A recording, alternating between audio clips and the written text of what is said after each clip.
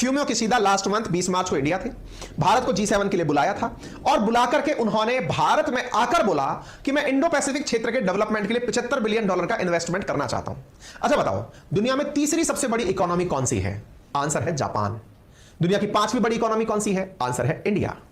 दुनिया की दूसरी सबसे बड़ी इकोनॉमी चीन, पहली अमेरिका, चौथी जर्मनी। बता क्यों रहे हो? अरे इसलिए बता रहे हैं क्योंकि देखो असली जो कहानी चल रही है वो यहीं पर है।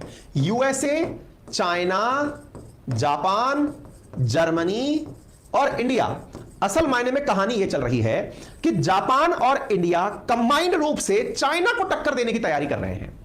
दुनिया में जहां जहां पर भी चाइना के द्वारा बेल्ट एंड रोड इनिशिएटिव के माध्यम से लोगों को फंसाया गया अपनी डेट ट्रैप के अंदर, वहां पर भारत के साथ हो लिया जापान। और भारत के साथ हुआ जापान जो है वो जाकर के क्या करता है?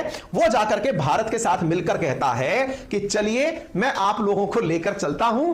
और जापान भारत को अपने साथ में रखते हुए, क्योंकि जब हम इंडियन ओशन की बात करते हैं तो भारत यहां पर 7500 किलोमीटर लंबी कोस्टल लाइन रखता है, जिस वजह से इंडियन ओशन जो कि इस समय दुनिया के लिए सबसे महत्वपूर्ण है, उसमें भारत की कोस्टल लाइन और जापान का पैसा, यदि ये दोनों मिल जाएं तो दुनिया के ऊपर बड़ा इंपैक्ट क्रिएट कर सकते हैं। और जापान ने इसी को ध्यान में रखते हुए चीन के द्वारा जिस चिटागोंग पोर्ट पर हाल ही में बांग्लादेश के अंदर निर्माण करवाया गया है, उसी के मात्र 60-70 किलोमीटर दूर एक और पोर्ट बनाने की बात की है जिसका नाम होगा माताहारी डीप सी पोर्ट। मेरे प्यारे साथियों, माताहारी डीप सी पोर्ट जो उसको बनाया जा रहा है, इससे भारत का जो देखो बिल्कुल चिटागोंग के पास में है और इससे त्रिपुरा मात्र 100 किलोमीटर की दूरी पर है। मेरे प्यारे साथियों, असली खेला यह चल रहा है क्योंकि ये तो आप और हम अच्छे से जानते हैं कि बांग्लादेश में जब सत्ता परिवर्तित होती है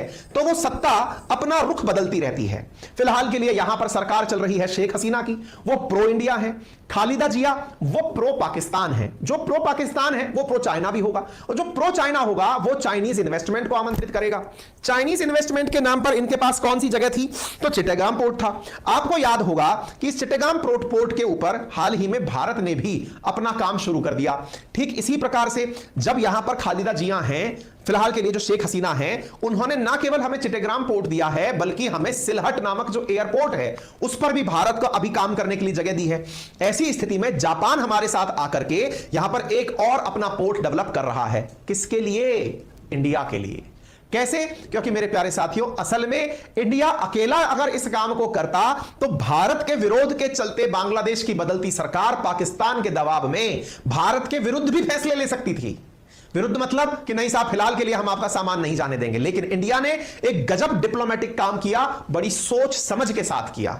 जापान को बीच में ले आए। क्यों ले आए? क्योंकि जापान को बीच में लाने का मतलब है अमेरिका के बच्चे को बीच में ले आना।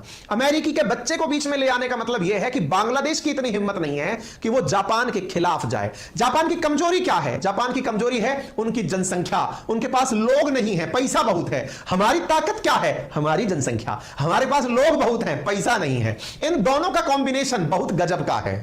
ऐसी स्थिति में दोनों के कॉम्बिनेशन का उपयोग इंडिया कर रहा है, बांग्लादेश को लूप में ले लिया है।